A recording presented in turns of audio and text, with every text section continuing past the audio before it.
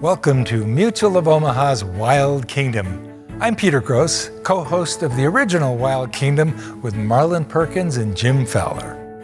When Wild Kingdom debuted in the early 1960s, handling and training animals to perform were common in many zoos. But today, animals serve as wildlife ambassadors to educate rather than to just entertain. These ambassadors have been hurt in the wild and would not have survived without human interaction. Trained professionals bottle feed and foster the animals back to health, and the animals become imprinted on their human caregivers. Wild Kingdom showed generations of people the majesty of our animal ambassadors and helped us care about them. When you care about something, you become committed to saving it. And that's how we all succeed in the Wild Kingdom. So sit back and relax and enjoy Mutual of Omaha's Wild Kingdom.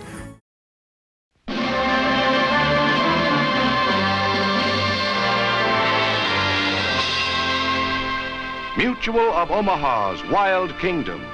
Mutual of Omaha.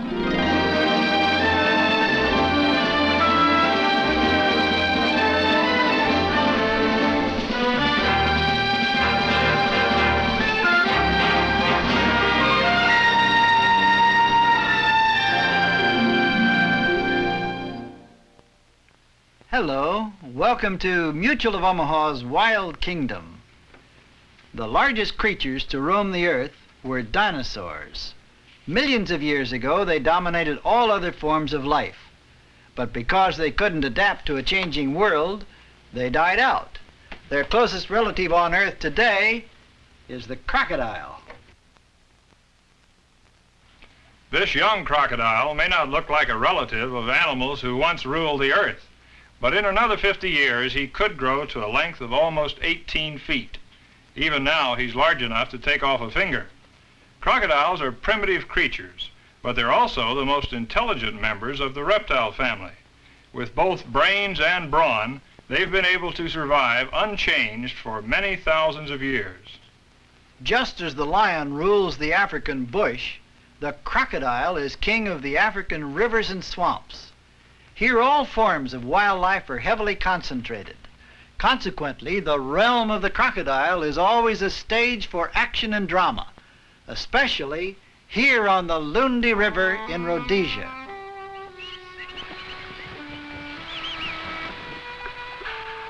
The rivers of Africa are an ever-changing panorama of strange sights and sounds, of color and movement. Here, 2 Egyptian geese, convoying their young, move carefully through the crocodile-infested waters. They are safe, at least, from the hippos lying in the cool depths. The giant hippo is a vegetarian. Weighing over 4 tons, he's just about the only creature who doesn't fear crocodiles. He'll often share the same pool with those dreaded reptiles. Left alone, he's easygoing. The folds of his skin are a feeding ground for tick birds hunting for a meal. But if you disturb him, look out. He can inflict terrible wounds with those tusks. But the king of these waters, swamps and riverbanks, is the mighty crocodile. Those cruel jaws are like steel traps. Once they lock, his victim is doomed. He is returning to finish off the remains of an earlier meal. Crocs eat just about any flesh, no matter how old or decomposed it may be. In fact, the older the better, for the crocodile cannot chew food in his mouth as we do. He swallows it whole, and it's digested over a long period of time.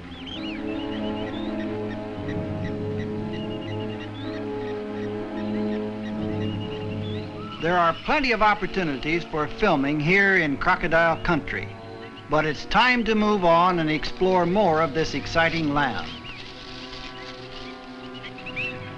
Farther along the bank, I suddenly see something. Over there on the sandbar, a cheetah. Soon he's joined by his mate. What a magnificent picture they make, the most elegant and the fastest of the big cats of Africa. Over a short distance, they can really turn on the speed and hit 70 miles an hour. Drought has drawn them to the river, giving me a chance to study these speedsters who normally inhabit the open plains. As this is crocodile country, it'll be interesting to see how the cats react in this strange new environment. They may never have seen anything like this weird little creature before. Like many big cats, the cheetahs try to stampede their victim first before attacking.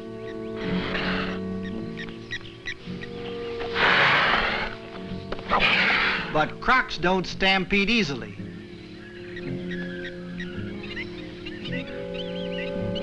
Instinct urges caution, and rightly so, because those jaws could snap off a leg.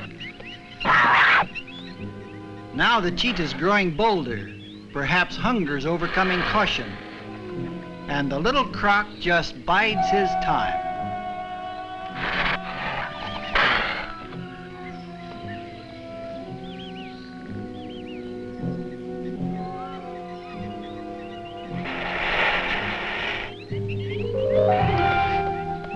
The croc's quick tail and tough hide is too much for the cheetah to handle.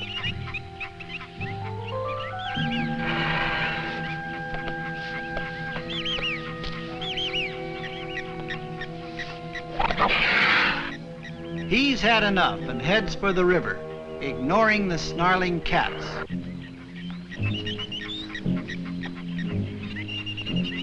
For the cheetahs, who are used to racing across open plains chasing a fleeing victim, this has been a frustrating experience. For the armor-plated little crocodile, now fully in his element, this has been nothing more than a mere disturbance.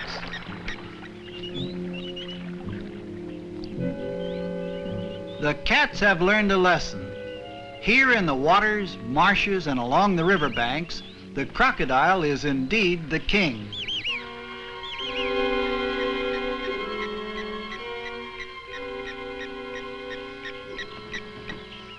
The cheetahs head for the vast rolling plains of the African veldt, where cats are in their element.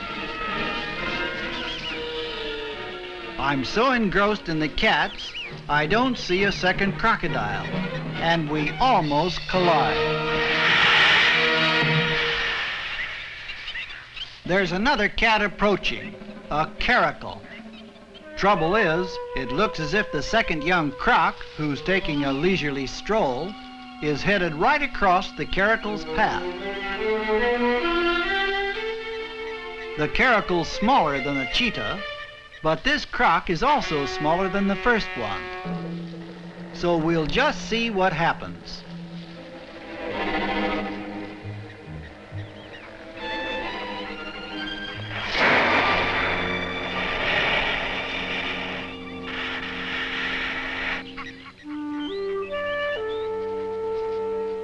That was a close call.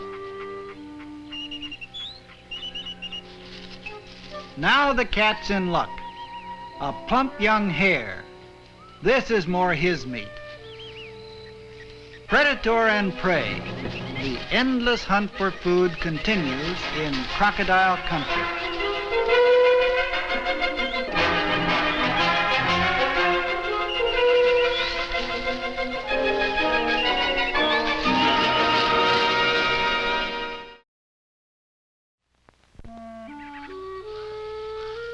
To explore crocodile country better, Jim and I decide to separate.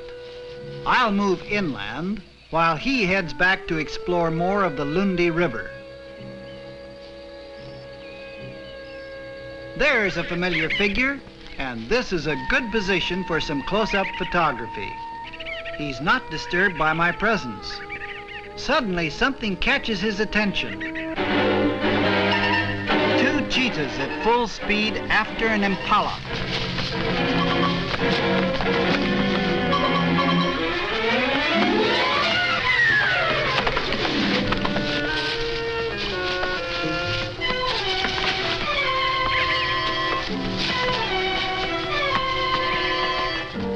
the impala breaks free and escapes. It's time for me to leave the giraffe and head for camp.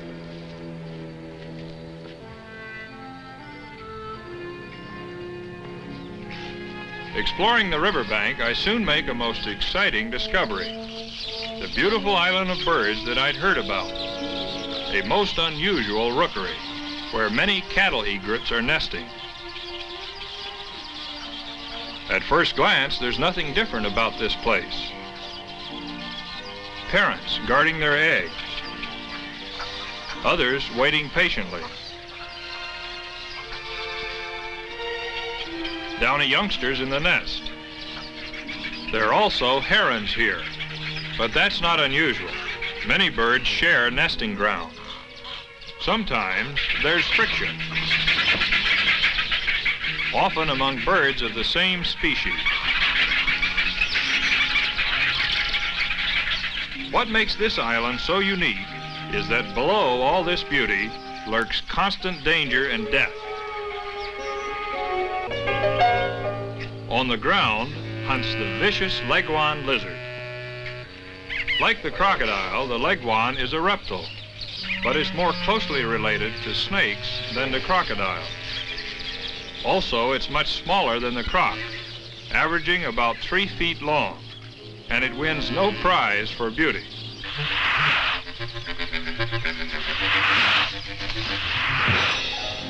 Leguans swim to Bird Island at nesting time and feed on fallen eggs and young egrets. With so many lizards beneath the trees, fights are inevitable as they challenge one another for the best position under the nesting birds.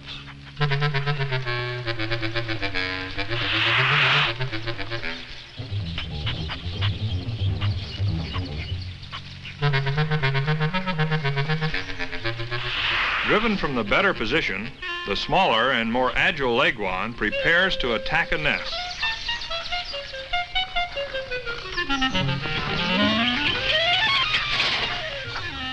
He missed that time and wound up with a face full of feathers. But next time, the egrets may be less fortunate. Quickly, the predator returns to the attack, while the other lizard waits below.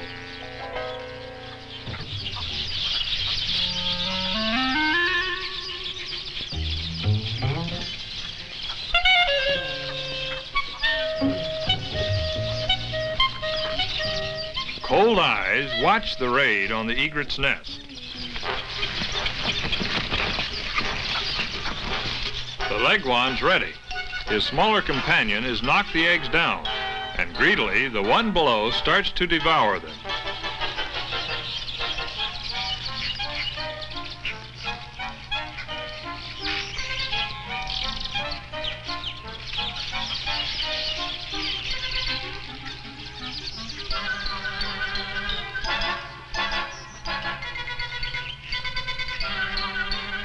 Bird Island, with its prehistoric-looking monsters and its beautiful egrets, is surely a unique place. The rookery lies well within the heart of crocodile country. Here he's still the undisputed king, in spite of the encroachment of the leguan.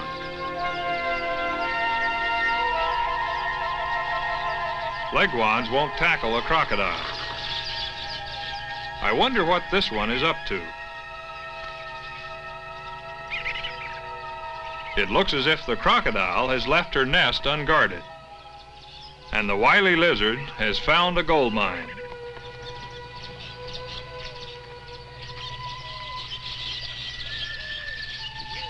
There could be as many as 50 crocodile eggs in this one nest alone. But the leguan better beware.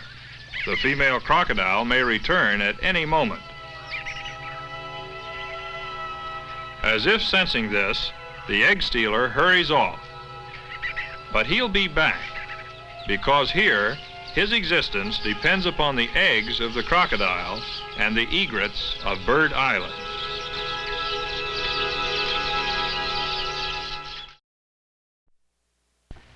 At the end of the dry season in most parts of Rhodesia, the realm of the crocodile is reduced to shallow pools. In one of these pools, we had an excellent opportunity to come to grips with one of the world's mightiest reptiles. While making a survey of the drought conditions in central Rhodesia, a lone baboon catches our attention. We're not the only ones who spot him. Crocodile. And a monster like this fears nothing. The baboon heads straight for the riverbed, seemingly unaware of danger. Quietly, the croc prepares to ambush his thirsty prey. Once in position, only his eyes betray his deadly intent. Danger is ever present in the life of a baboon, but his eyes and his brains are good protection. The croc will have to be patient if he wants to catch this baboon.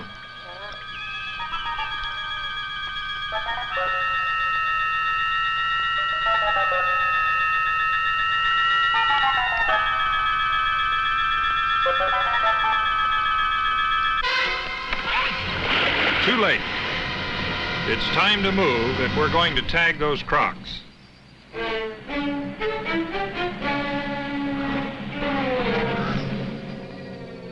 Brian Holstock is a waterways expert.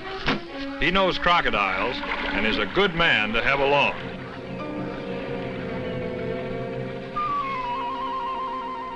The small one's in the water, so we'll have to catch him first. Gotta be careful. That tail can easily break a leg. Muddy water gives the croc the advantage. We can't get very close to him without knowing his exact position.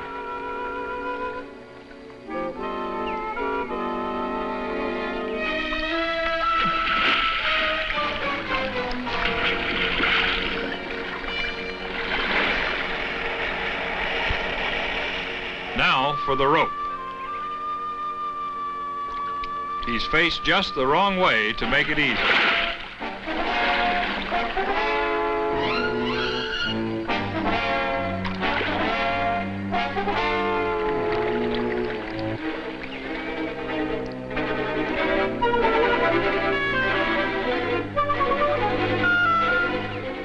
Got him. But he has a trick or two left.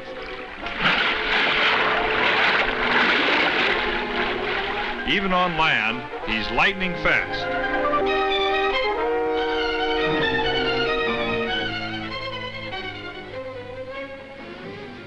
This boy won't be safe to handle until we get his jaws tied.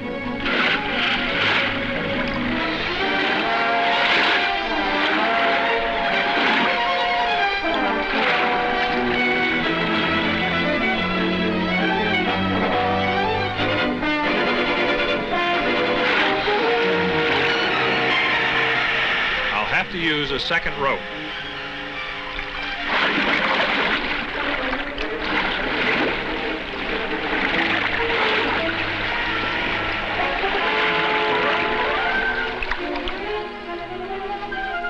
Brian has a good hold.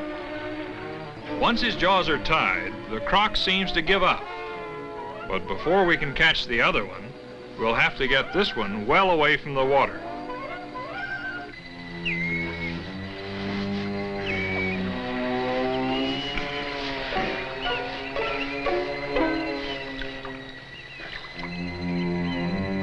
Now for a sack over his eyes to calm him down.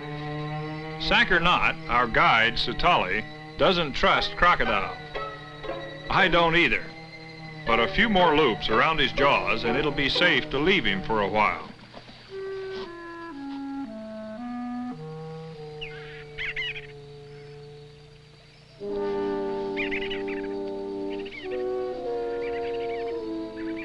Once he's blindfolded, he goes completely limp. Later on, we'll tag him and then release him in another area to see if he eventually returns to this spot. Cheetahs suddenly sees the other croc coming toward us. And he doesn't like what he sees. This croc must weigh half a ton. I don't like the way he's acting. A croc like this can be as explosive as a ton of dynamite. I'll have to move carefully.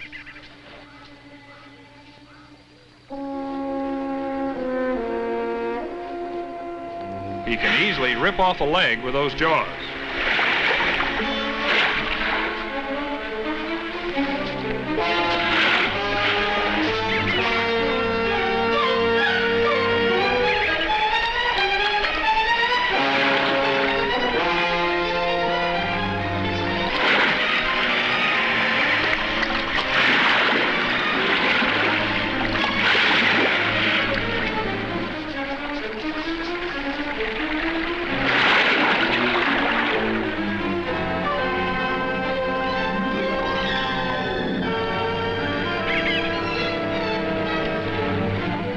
He needs a second rope for sure. Even then, we may not be able to hold him.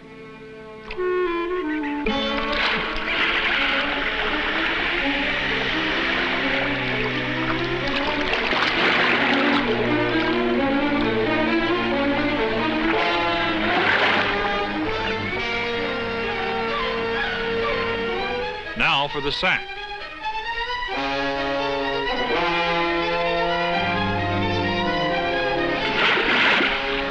That shows how quick he can be if he wants to. He hasn't given up yet. I'll have to tie his jaws first.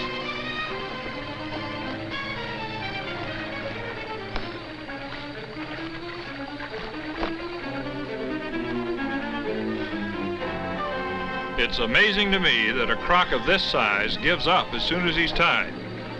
If he wanted to, he could throw both of us into the air like so many leaves. We couldn't possibly hold him.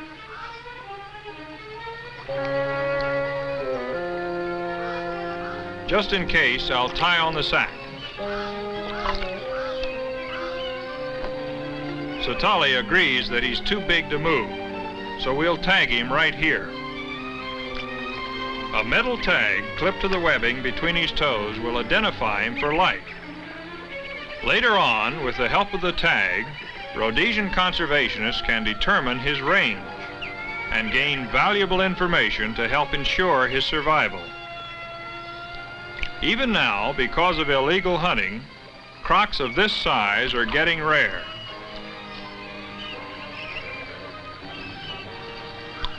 "14 feet, a real king."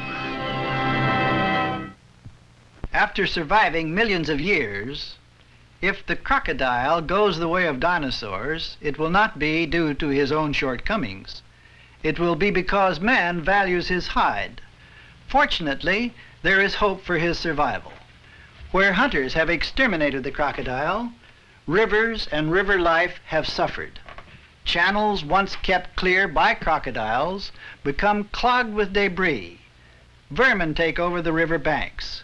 Crabs and fin predators multiply, destroying game fish and their eggs. Conservation authorities have finally recognized the beneficial role the crocodile plays in the balance of nature. The same rivers and lakes where once he was ruthlessly shot are now being restocked in the hope that this remarkable survivor of the past will never disappear from the wild kingdom.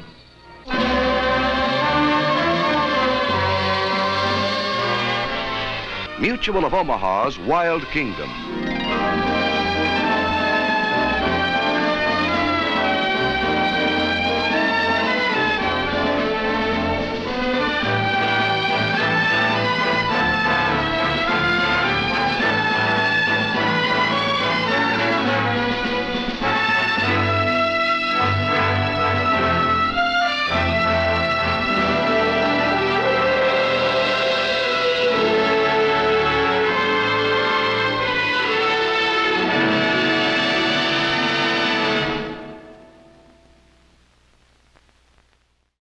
Like what you saw? Follow us on Facebook, Instagram, and YouTube for more exclusive content. And visit our website at wildkingdom.com.